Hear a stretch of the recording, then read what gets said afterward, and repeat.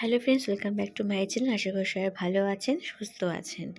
সবার বাড়িতেই কিন্তু এখন ফুলকপি থাকবেই। তো ফুলকপি এখানে অল্প ছিল, তো অল্প ফুলকপি অল্প সয়াবিন দিয়ে চটজলদি একটা রেসিপি শেয়ার করছি।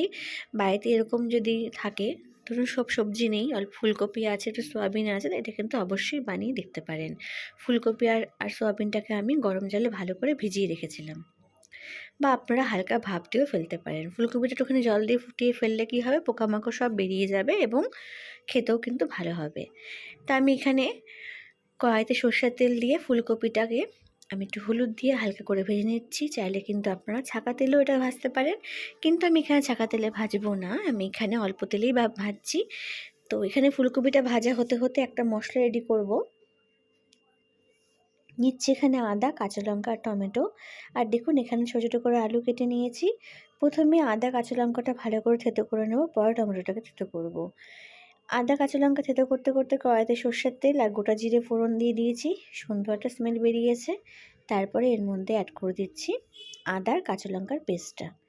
তারপর দিচ্ছি অল্প হলুদ গুঁড়ো। খুব সুন্দর কিন্তু একটা গন্ধ বের হয়। এবার দেখুন টমেটোটাকেও আমি সুন্দর থেতো করে নিয়েছি। চাইলে মিক্সিতে আপনারা পেস্টও করতে পারেন, কিন্তু এইভাবে রান্না করে দেখবেন, তাড়াতাড়িও হয়ে যায়, খেতে কিন্তু একটু অন্যরকম স্বাদ হয়। টমেটোটা দেওয়ার পর অল্প লবণ দিয়ে দিচ্ছি, দিয়ে ভালো করে নাড়াচাড়া করে মশলাটা কিন্তু কষিয়ে নেব। দেখুন সুন্দর তেল কিন্তু অলরেডি ছাড়া শুরু হয়ে গেছে। এবার দিয়ে দিচ্ছি ধনে গুঁড়ো একটা চামচ জিরে গুঁড়ো আর অল্প একটু গোলমরিচ গুঁড়ো দিয়ে আমি এখানে আলুগুলোকে দিয়ে দিচ্ছি। আলুগুলো চাইলে কিন্তু আপনারা আগেও ভেজে রাখতে পারেন বা দিতে পারেন। আমি এখানে আলাদা করে ভাজছি না, মশলা কষানোর সাথে সাথে কিন্তু আলুগুলো ভাজা হয়ে যাবে। তো দেখুন সুন্দর মশলা ভাজা হয়ে গেছে, তেল ছেড়ে এসেছে, সাথে আলুটাও কিন্তু ভাজা হয়ে যাচ্ছে। এবার এর মধ্যে ভেজে রাখা ফুলকপি টুকরোগুলোকে দিয়ে দেব, আর তারপরে কিন্তু জলটাকে ছাড়িয়ে ভালো করে চিপে সয়াবিনটাও দিয়ে দেব। সয়াবিন ফুলকপি সব দেওয়ার পরে ভালো করে নাড়াচাড়া করে মিশিয়ে ভেজে নিতে হবে। এটা কিন্তু খুব অল্প জল দিয়েও আপনারা রান্না করতে পারেন। তো আমি এখানে প্রায় 7-8 মিনিট ভালো করে কষিয়ে নিয়েছি।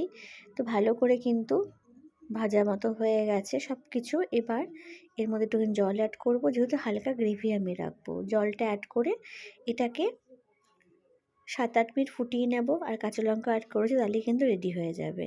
তো এবার ভালো করে এটাকে কভার করে দিচ্ছি। তো ভালো করে কিন্তু ফুটে উঠেছে, গ্যাসের ফ্লেমটা একদম কমিয়ে দিয়েছি। এখন আমি এখন নামানোর আগে ধনেপাতা ছড়িয়ে দেব। আর চাইলে আপনারা গরম মশলা ঘিও দিতে পারেন, তো আমি ধনেপাতা দিচ্ছি, যেহেতু শীতকালের রান্না ধনেপাতা ছাড়া তো অসম্পূর্ণ। তো বন্ধুরা, তৈরি হয়ে গেছে খুব সুন্দর একটা সিম্পল রেসিপি, নিরামিষ রেসিপি, কিন্তু আশা করি আপনাদের ভালো লাগবে। কেমন লাগলো প্লিজ কমেন্ট করে জানাবেন। সবাই ভালো থাকবেন, সুস্থ থাকবেন।